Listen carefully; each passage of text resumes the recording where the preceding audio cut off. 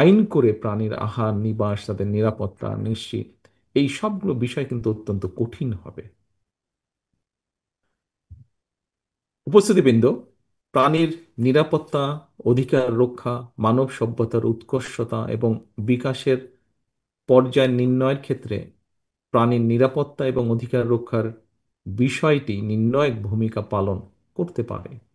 আমি মনে করি প্রাণী অধিকারের যে বিষয়টি শুধুমাত্র প্রাণীদের প্রতি মানবিক দায়িত্বই নয়, বরং জীব বৈচিত্র্যের সংরক্ষণ, বাস্তুতান্ত্রিক ভারসাম্য রক্ষা এবং মানব জাতির নিজেদের সুস্থ এবং টেকসই ভবিষ্যৎ নিশ্চিত করাও কিন্তু অত্যাবশ্যক। মানুষ যখন প্রাণীদের প্রতি সহানুভূতিশীল হয়, প্রাণীদের নিরাপদ আবাসস্থল নিশ্চিত করে, তখন এটা মানব সমাজের পরিপক্কতা এবং উন্নত নৈতিকতারই কিন্তু প্রতিফলন ঘটায়। সুতরাং মানুষ তার নিজের প্রয়োজনেই প্রাণীদের বাঁচিয়ে রাখা দরকার, প্রাণীদের আবাস অক্ষত রাখা দরকার।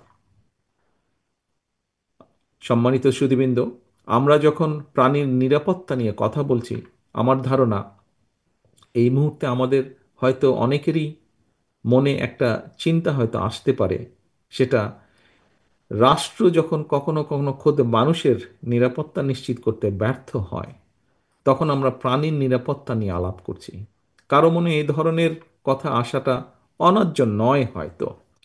তবে আমাদের বোধহয় এটাও জেনে রাখা প্রয়োজন, নানা ক্ষেত্রে আমাদের সীমাবদ্ধতা কিংবা দৃশ্যত ব্যর্থতা কিংবা ব্যর্থতা দৃশ্যমান থাকলেও সকল শুভ উদ্যোগকে আমাদের প্রতিদিনের চর্চায় এবং আলোচনায় রাখা দরকার।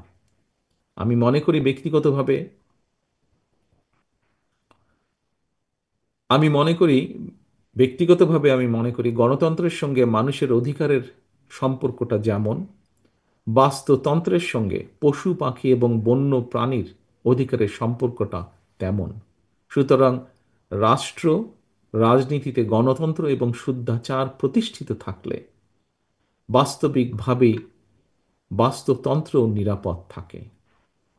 সম্মানিত উপস্থিতিবৃন্দ, আমার মনে হয় ১.৫ দশকেরও বেশি সময় ধরে একজন মানুষ, একজন নাগরিক হিসাবে সকল গণতান্ত্রিক রাজনৈতিক অধিকার হারানোর কারণে আমাদের অনেকের মনে হয়তো এক ধরনের অসহিষ্ণুতার জন্ম নিয়েছে।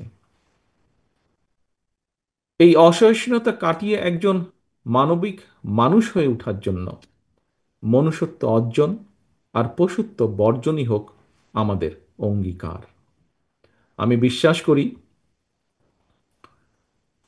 আমি বিশ্বাস করি মানুষ হিসাবে আমরা রাষ্ট্র এবং সমাজে নিজেদের অধিকার নিশ্চিত করতে পারলে অন্য সকল প্রাণীর অধিকার সংরক্ষণের ব্যাপারেও আমরা আরও সতর্ক এবং যত্নবান থাকব। সেই বিবেচনা থেকেই দেশের রাজনৈতিক ডামাডোলের বাইরে এসে পশু প্রাণী প্রেমী প্রাণী প্রেমী কিছু মানুষের আয়োজনের আজকের প্রাণী বিষয়ক এই আলোচনাটি অবশ্যই অর্থবহ এবং অত্যন্ত ভালো একটি উদ্যোগ। দেশের প্রাণীর নিরাপত্তা এবং অধিকার সংরক্ষণের স্বার্থে বাংলাদেশ অ্যানিম্যাল ওয়েলফেয়ার অ্যাসোসিয়েশন গঠন করে সুসংগঠিতভাবে আরও কার্যকর ভূমিকা রাখার ক্ষেত্রে আপনাদের এই চলমান উদ্যোগকে আমি আন্তরিকভাবে সাধুবাদ জানাই এবং আপনাদের আন্তরিক সাফল্য কামনা করি।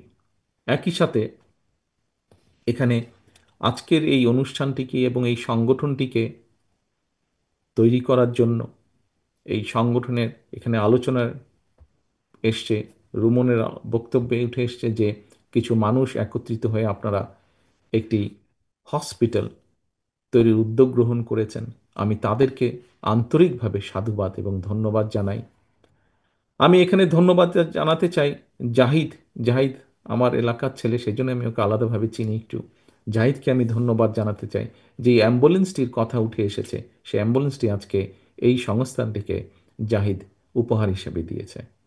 আপনারা এরকম এভাবে যারা আপনারা ছোট ছোট করে হলো অথবা যার যে অবস্থান থেকে আপনারা সহযোগিতা করেছেন এই সংস্থার অগ্রযাত্রা শুরু করার জন্য প্রত্যেককে আন্তরিকভাবে ধন্যবাদ জানাই।